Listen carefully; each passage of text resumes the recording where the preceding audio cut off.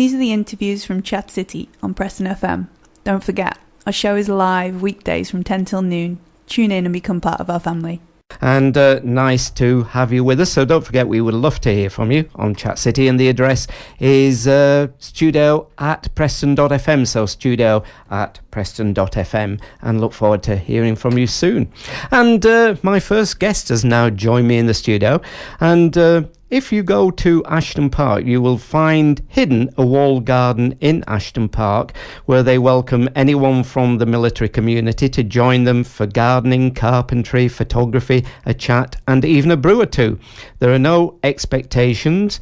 This is not a talking therapy nor a commercially driven market garden.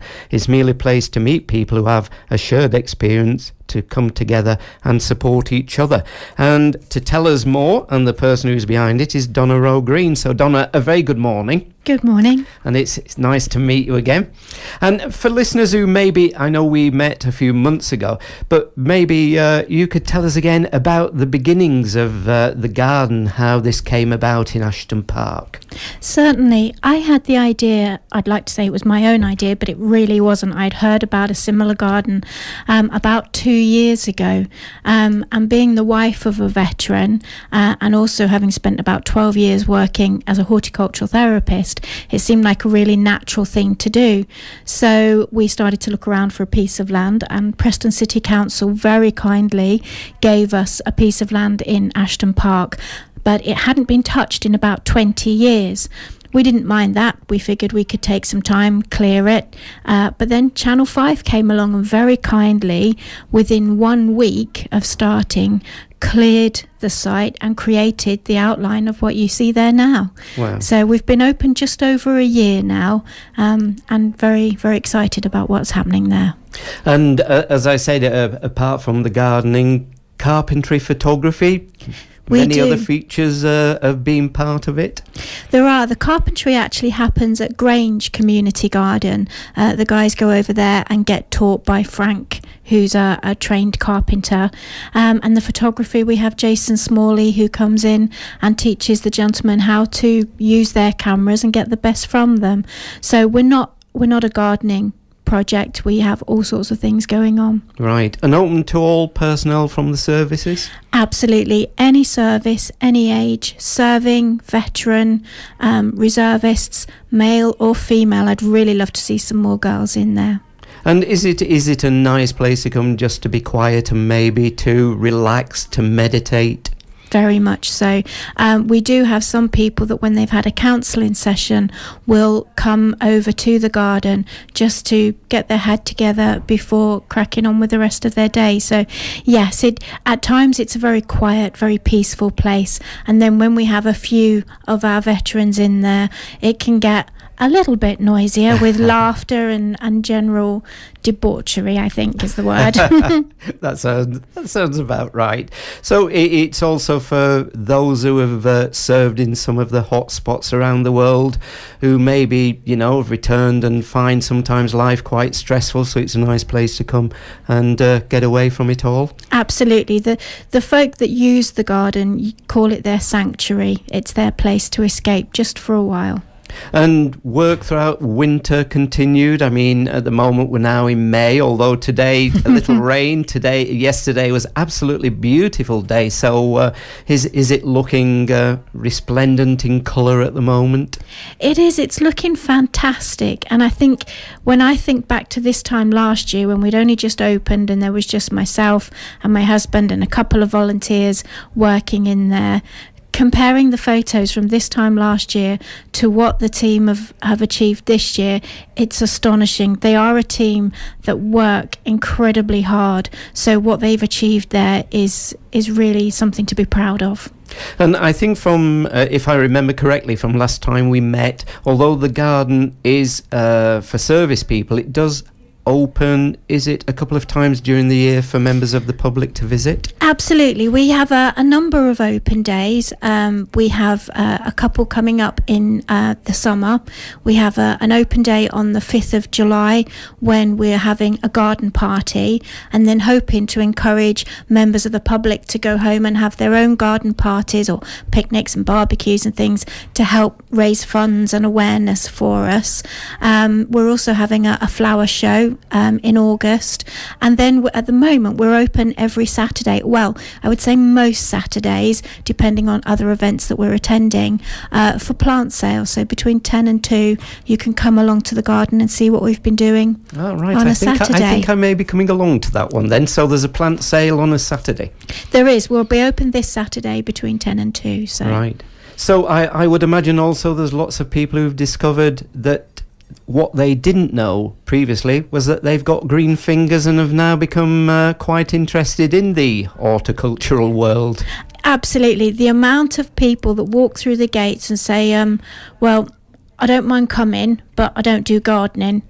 And then within weeks, they're advising the other team members as to what they should be doing, where in the garden. It does become a bit addictive once you're there.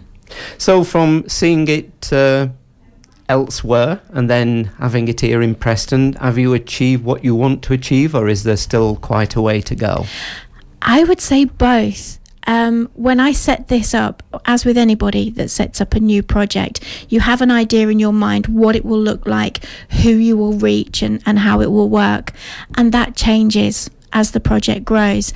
And so we've learned huge lessons in this, our first year, and some of the things that we've achieved are beyond my expectation. One of the gentlemen that joined me in the project earlier last year is now a member of staff because his confidence and his skills have progressed so far, and I didn't expect that in the first year. We're still trying to get more people through the gates, but we're slowly working on that. So we've a lot of work to do, and our work will always be needed, sadly. You know, I long for the day when it's not needed, but it will be for a long time. But day by day, no, we're making huge achievements. And that's not me, that is the people that come, all the veterans, all the serving personnel that come and make up the digging team. They are the ones making the achievements. And how do the personnel find out about the gardens? How are you able to, put it out there that people can come along? Well, we do have a Facebook page, and we also have a website. So if you just Google Dig In Northwest, you will easily find us. So, and there you'll find contact details. So yeah, just ring us, email us, and just get in touch and come along, have a brew, have a chat, and see if it's for you. Right. Any plans to celebrate in any way, given that this is the centenary of the Great War, the First World War? Is there anything happening around the garden what the service people are doing? What they are doing is creating planters in their carpentry lessons. They're creating planters which are going out to local war memorials. So we've made contact and sort of asked those local councils, parish councils, to get in touch with us. They've done that. So we now have a number of locations within Preston and the surrounding area that will have beautifully made planters. I have to say they are doing a really good job that we will plant up and put there as our mark of respect. Wow. And some other events then, some of the events that are coming up that you just touched on. Can you tell us again about some of the events taking place, Donna? Of course. Well, on Friday, June the 6th, in Grimsor Village Hall, we're having a quiz night. Our quiz nights are becoming quite infamous in the area, so we're very proud of them. Is it a kind of Gardener's World quiz night? No, you don't have to know anything about gardening to come along. We hold them as a picnic quiz night. So we start about 7:30, and a lot of people, by the time they've got the children sorted or got in from work, they don't get much time for their supper, so they bring it with them. So we just set up a picnic on your team table and just take part there. And as you mentioned, people can come along and buy plants on a Saturday, so that's happening. Absolutely. And the garden party that you mentioned is July the 5th? It is July the 5th from 1 till 3. We've got our garden party. And again, that's just going to be open garden. Come along, have some tea and cake, and just find out what it is that we do and how you can help. And the flower show is Wednesday, August the 6th, between 10 and 12. We will be giving out, this is just like a village produce and handicraft show, but very laid back, very family friendly. We'll be sending out entry forms through the local schools, so we really encourage people to either grow some tomatoes or create a superhero dressed vegetable. It's anything and everything, and that there will be something that everybody can have a go at. And are you always looking for volunteers? Is that something that's always on the agenda?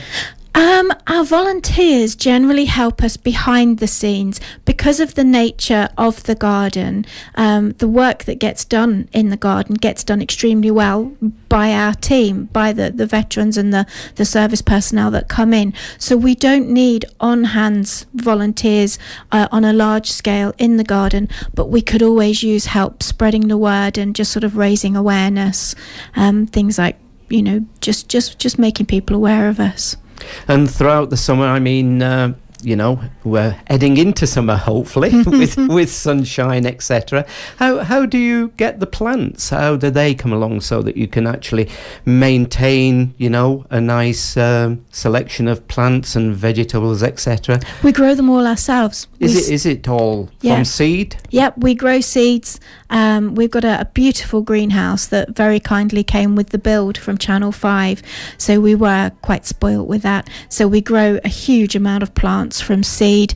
Occasionally we put shrubs and things in, but the framework was already there after the Channel 5 programme, so most of the things that get added we've grown from seed. And of course, Ashton Park is a nice park. It's a wide space park. It's one of these parks that is very, very open, isn't it? How's the relationship with the people who work in the park? I would imagine quite a nice relationship there. It is. The team from Preston City Council that are based right next door to us in Ashton Park have been astonishing. Sometimes if you move into somebody's work area, there can be clashes and challenges, and we haven't experienced that at all. The team that are based there and sort of higher up, their managers and so on, have been extremely welcoming and just made our time there so simple. And, there's a lot of banter with them, so we have great rapport with them. Brilliant. So Donna, where's the best place for people to go if they want to find out more about the park and about the work and about the events coming up? The best places would be to look at our website, which is diginnorthwest.org, or go onto our Facebook page, which I must admit gets updated much more frequently than the website, as with most people, I think. Just follow us on Facebook and you'll find out not only what's coming up, but what we're doing each day. You'll see pictures of the garden as we go through the season. Lovely. Donna, can I thank you for coming in this morning and updating us? My pleasure. Thank you. Made by people like you. Your community. Your radio. Your Preston FM.